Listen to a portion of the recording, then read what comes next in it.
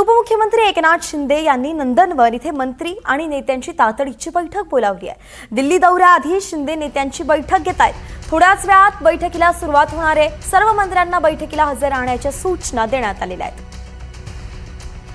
अत्यंत महत्त्वाची घडामोड आपण सध्या पाहतोय की दिल्ली दौऱ्याला एकनाथ शिंदे असणार आहेत। मात्र त्याआधी त्यांनी राज्यामध्ये आपल्या सगळ्या मंत्र्यांना बोलावलंय, त्यांचं बैठक घेणार आहेत आणि या बैठकीत नेमकं कशा संदर्भात चर्चा होते हे पाहणं महत्त्वाचं आहे। खरं तर शिंदे गटामध्ये आता एक मंत्रीपद मिळू शकतं, एक राज्यमंत्रीपद मिळू शकतं अशी शक्यता आहे आणि त्यानुसार खरं तर दिल्लीमध्ये हालचाली होत आहेत।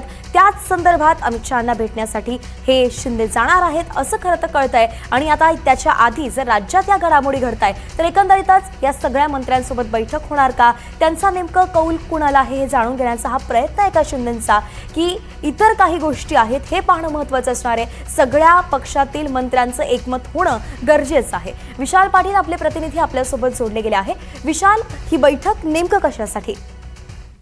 राज्याचे उपमुख्यमंत्री आणि शिवसेनेचे मुख्य नेते एकनाथ शिंदे यांनी तातडीची त्यांच्या शासकीय निवासस्थानी नंदनवन या ठिकाणी बैठक बोलवली आहे। या बैठकीला प्रामुख्याने शिवसेनेतले वरिष्ठ नेते आणि सर्वच मंत्री यांना उपस्थित राहण्याचे स्पष्ट आदेश हे दिलेले आहेत। आज उपमुख्यमंत्री एकनाथ शिंदे हे दिल्लीसाठी जाणार आहेत, दिल्ली दौऱ्यावरती असणार आहेत। प्रामुख्यानं केंद्रीय मंत्रिमंडळाच्या विस्ताराच्या अनुषंगानं हा दौरा असणार आहे। मात्र या दौऱ्याच्या आधी ते अत्यंत तातडीची बैठक बोलवण्यात आलेली आहे। प्रामुख्यानं ह्या बैठकीमध्ये मंत्रिपदाच्या बाबतीत ते राज्याचे मंत्र्यांशी आणि नेत्यांशी चर्चा करू शकतात। त्याचसोबत श्रीकांत शिंदे यांचं नाव केंद्रीय मंत्रिपदासाठी येताना आपल्याला पाहायला मिळते। त्यामुळे त्यांच्या नावाच्या बाबतीत सुद्धा एक मतं जी आहेत ती सर्व नेत्यांकडनं ते जाणून घेऊ शकतात। त्याचसोबत अन्य कोणाच्या नावाचा विचार केला पाहिजे, त्यामुळे मंत्री आणि नेत्यांची मतं सुद्धा या निमित्तानं ते विचारात घेतील अशा पद्धतीने ही बैठक होईल असल्याचं समजतंय। मात्र या बैठकीत नेमके वेगळे काही निर्देश दिले जातात का